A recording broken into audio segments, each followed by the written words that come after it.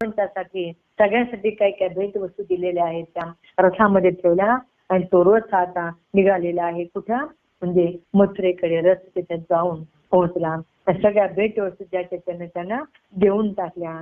आणि मग आता भगवान त्या ठिकाणी आपल्या म्हणजे मथुरेच्या त्या महालामध्ये आपलं जीवन जगू लागलेले आहे. त्या हे कथा ते शुकजी राजा परीक्षिताला सांगू लागले. बघा सर्वांचे आत्मा असलेले भगवंत आता भगवंतांना या ठिकाणी दोन काम होते बघा. आता एक कोणतं, कारण कुब्जेला शब्द दिला होता ऐकणे की मी तुझ्या घरी येईन असं भगवंतांनी त्याला सांगितलं होतं. त्यामुळं कुब्जा भगवंत घरी येण्याची वाट पाहत होती बघा. आणि मग आता मग कुब्जेने काय केलं बघा, आता भगवंत घरी येणार आहेत ना बघा. मग कुब्जेने काय केलं, आपलं सगळं घर सजवलं बघा. काय घराच्या खिडक्या आपलं दार हे सगळं सजवलंच आहे ना बघा. असं शृंगारलं सगळं घर बघा. जेथे होती सगळी सामग्री म्हणजे असं फुलांना आपलं दार सजवलं, आपलं घर सजवलं, सगळं सजवलं.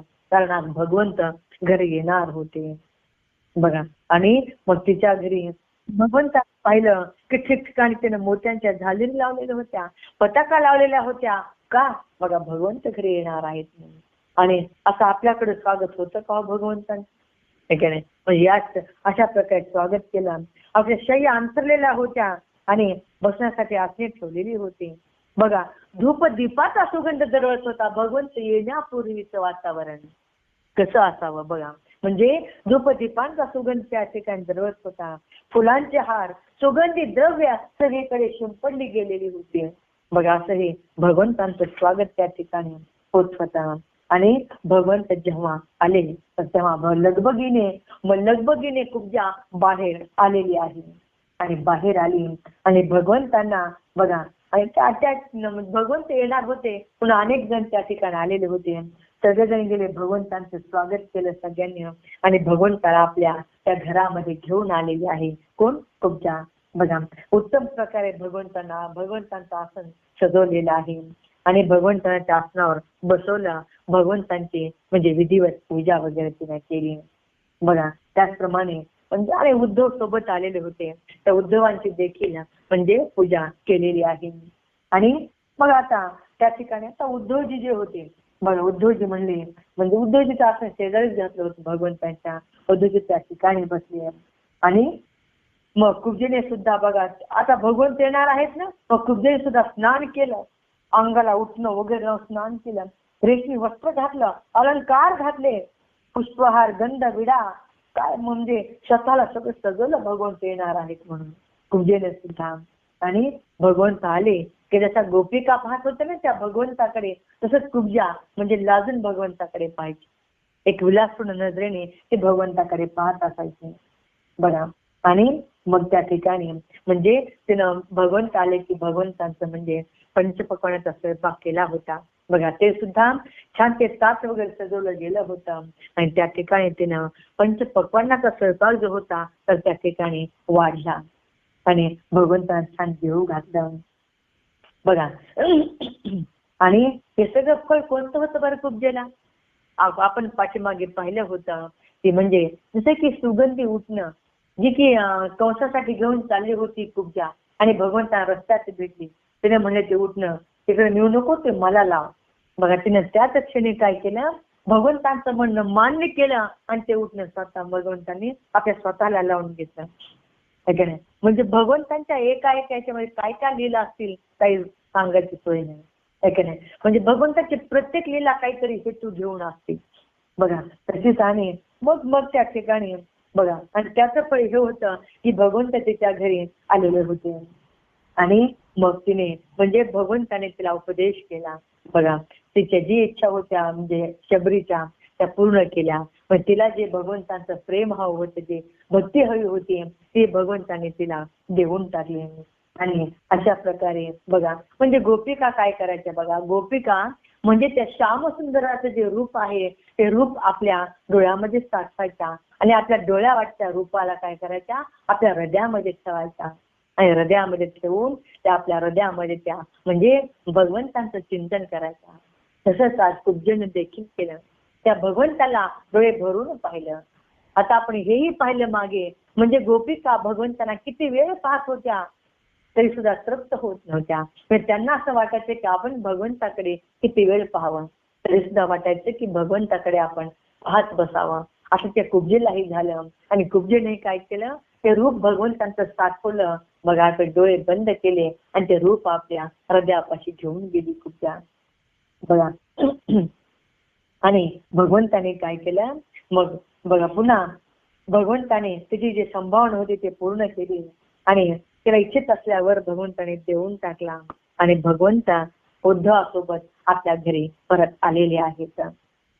आणि आता बघा त्या ठिकाणी आता आणखी एक जण वाट पाहत होतं भगवंतांची ठिकाणी, आणि ते म्हणजे स्वतः कोण, अक्रूरजी.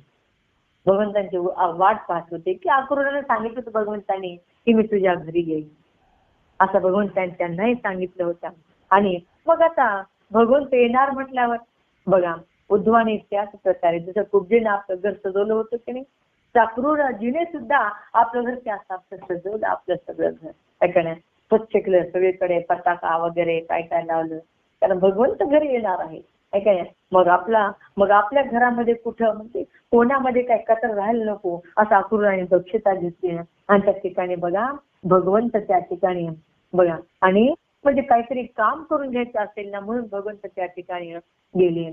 आणि बघा भगवंत येताना पाहिलं, अक्रूराने पाहिलं आणि अक्रूरजी स्वतः उठून भगवंतांना सामोरे गेले आनंदाने. म्हणजे भगवंतांना आनंदाने गेले.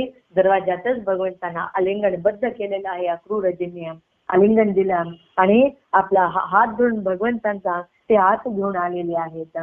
अक्रूरजींनी त्या ठिकाणी आता बलराम दाऊ सोबत होते आणि भगवान श्रीकृष्ण दोघे सोबत आहेत त्या ठिकाणी. दोघांनी अक्रूरजींनी दंडवत केलेला आहे बघा. आणि तसा अक्रूरजींनीही त्यांना म्हणजे तिघांनाही दंडवत घातला. स्वतः उद्धवजी जे आहेत त्या ठिकाणी आता हे तिघे आलेले आहेत बघा. तिघांना सुद्धा उत्तम आसने दिलेली आहेत बसण्यासाठी आणि विधिवत त्यांची पूजा देखील केली. आणि मग त्या ठिकाणी आता तर पूजेचा विधी सांगितलेला आहे की भगवंतांची पूजा अक्रूरजींनी कशी केली. आता पूजेच्या विधी या ठिकाणी सांगितला की पहिल्यांदा म्हणजे भगवंतांचे चरण त्यांनी म्हणजे चरण प्रक्षाळले आहेत, चरण धुतलेले आहेत. मग ते जे चरणोदक होतं आपला मस्तकी धारण केलं त्यांनी. आणि पुन्हा बघा नंतर दिव्य वस्त्रे त्यांना दिली. पुन्हा गंध माळा बघा पुन्हा हारांच्या माळा काय आणि मौल्यवान अलंकार देखील त्याने दिलेले आहेत बघा. मस्तक लवून एवढं दिलं, त्यांचं पूजन केलं भगवंतांचं आणि पुन्हा मस्तक लवून त्यांना नमस्कार केला बघा. आणि आता एवढं झालं की नाही की पुन्हा त्यांचे चरण काय केलं, भगवंतांचे चरण अक्रूरजीने काय केलं, भगवंतांना बसवलं आणि भगवंतांचे चरण अगोदर आपल्या मांडीवर घेतले आणि भगवंतांचे चरण अक्रूरजी दावूला गेले आहेत बघा. हा अक्रूरजींचा हा भाव आहे. आणि त्याच वेळी विनम्र भावाने बघा म्हणजे बलराम दाऊ कृष्णाला म्हणू लागले, म्हणजे त्या ठिकाणी म्हणून तुम्ही पापी कंसाला त्याच्या अनुयायाचा एकदम ठार मारलंय, हे छानच झालं म्हणजे बघा, चांगलं केलं म्हणजे. आणि त्यांना मारून काय झालं की आपल्या यदुवंशाचं एक मोठं संकट गेलं म्हणजे. जी मोठी यदुवंशाला जी आपली एक व्याधी लागली होती, जो कलंक लागला होता, तो कलंक आता दूर झालेला आहे आपला, हे की नाही. म्हणजे आणि आपला हा वंश आहे, त्या वंशाला तुम्ही म्हणजे मुक्त केलेला आहे. आता तो वंश आपला म्हणजे समृद्ध झाला. आता इथून आपला पुढे वंश वाढणार आहे बघा. म्हणजे आणि या दोघांचे जगाचे कारण असलेले एक आदिपुरुष भगवंत आणि दुसरे शेषशाही बलराम दोघे त्या ठिकाणी उपस्थित आहेत बघा. आणि अक्रूरजी म्हणू लागले तर आपल्या दोघांशिवाय ही गोष्ट होतच नव्हती, त्या आपण दोघेच एक गोष्टी करणार आहात म्हणून ती गोष्ट आपण केली. खरंच परमात्मा म्हणजे आपण एका शक्तीसह त्या मथुरेमध्ये प्रवेश केला बघा. म्हणजे जेव्हा भगवंत येतात ना तर तेव्हा भगवंतासोबत त्या शक्ती बी येते बरं का. म्हणजे त्यांच्याकडे ज्या दिव्य शक्ती आहेत त्या शक्ती सुद्धा त्यांच्यासोबत म्हणजे येत असतात. त्या शक्तीने सुद्धा त्यांच्यासोबत प्रवेश केलेला असतो. म्हणूनच बघा ज्या ज्या वस्तू पाहिल्या त्या ऐकल्या जातात त्यांच्या रूपाने म्हणजे आपला प्रत्यय येतो बरं का त्यात बघा. जसे की आपण पाहतो हे सगळे म्हणजे सगळं काही पंचमहाभूतापासून बनलेलं आहे आणि त्यातच ही महाभूत म्हणजे वेगवेगळ्या रूपामध्ये आपल्या अनुभवाला मिळतात. ऐकणे तर तसं या ठिकाणी म्हणजे याप्रमाणे म्हणजे आपण या ठिकाणी येऊन जे कार्य केलेलं आहे की म्हणजे बलराम दाऊ आणि श्रीकृष्ण आणि आकृजी म्हणू लागले की आपण जे कार्य केलं ते अत्यंत कार्य उत्तम झालेलं आहे. म्हणजे प्रभू आपण त्या जगाची निर्मिती करता, आपण त्या जगाचे पालन देखील करतात आणि आपण त्या जगाचा संहार देखील करतात. तर प्रभू म्हणजे काय सांगावं, म्हणजे आपले गुण मी काय वर्णन करू. आता रजोगुण, सत्वगुण, तमोगुण म्हणजे असे वेगवेगळे गुण आहे आपला आणि याच गुणामुळे सृष्टीचं सगळं कार्य होत असतं. सगळे सृष्टीचं पालन होतं, सृष्टीचा संवाद देखील याच गुणामुळे होतो. बघा म्हणजे कारण त्यामुळं म्हणजे आपण शुद्ध आहात, हेच आपण ज्ञान स्वरूप देखील आहात. मग तर मग म्हणजे आपल्याला भगवंताला कोणतं बंधन असणार आहे की नाही. आपण वाराला जर सांगितलं वाराला आपण ठरवलं की त्याला जेलमध्ये घालायचं, वारा जेलमध्ये जाईल का हो? वारा बसेल का? आपण ठरलं आपण वाराला काय करू, एका डब्यात घालू, जमल का ते आपल्याला? ही गोष्ट जमणार नाही आपल्याला. वारं हे कोणत्या जेलमध्ये जात नाही, वारं कोणत्या डब्यात बसत नाही, आहे काय? कारण सगळीकडे तो वाहत राहतं ते वारं. तसा म्हणजे भगवंत ठाई ठाई आहे, म्हणजे सगळ्यांच्या आतमध्ये भगवंत रममान आहेत, त्या चराचरामध्ये भगवंत आहेत. म्हणजे भगवंताला कोणतंच बंधन या ठिकाणी भगवंतांना नाहीये. बघा त्यामुळं हे भगवंत आपण या जगासाठी किंवा जगाच्या कल्याणासाठी आपण अवतार धारण केलेला आहे. म्हणजे आपण जेव्हा जेव्हा या ठिकाणी अवतार धारण करता, आपण आपलं शुद्ध सत्वमय शरीर जेव्हा धारण करता प्रभू, तर त्या ठिकाणी म्हणजे आपल्या सोबत दाऊ बलराम देखील आपल्या सोबत येतात. म्हणजे शेषशाही भगवान देखील या पृथ्वीचा भार नाहीसा करण्यासाठी आपल्या सोबत त्या ठिकाणी आलेले असतात. बघा म्हणजे म्हणजे असुरांच्या वंशापासून जे अनेक असुर निर्माण झाले आणि त्या असुरांनी काय केलं म्हणजे अधर्म माजवला, जसं वाटेल तसं वागू लागले असुर. मग तेव्हा काय करतात, भगवंत येतात आणि त्यांचा संहार करतात या असुरांचा. बघा म्हणजे हे परमात्मा आपण सर्व वेद पितर भूत म्हणजे भूतगण मनुष्यगण वगैरे म्हणजे हे काय आहे, हे सगळं आपल्याच मूर्ती आहेत भगवंत.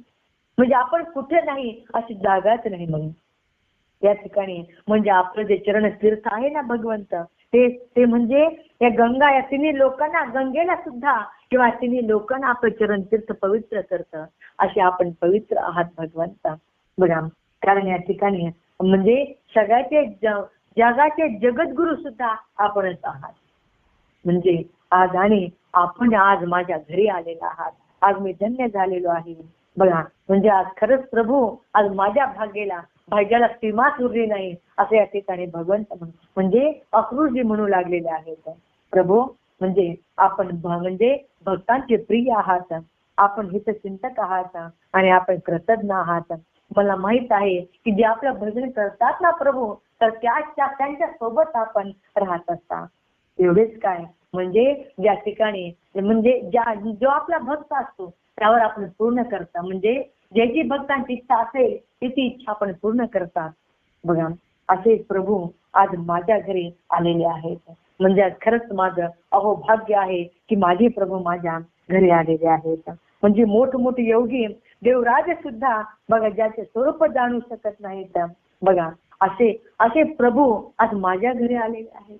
म्हणजे तेवढी आश्चर्याची गोष्ट आहे की म्हणजे आज ही प्रभू बघा म्हणजे जे की स्त्री पुत्र धन दारा वगैरे हे जे काही आहे म्हणजे हे सगळ्या मोह माया आहेत. काय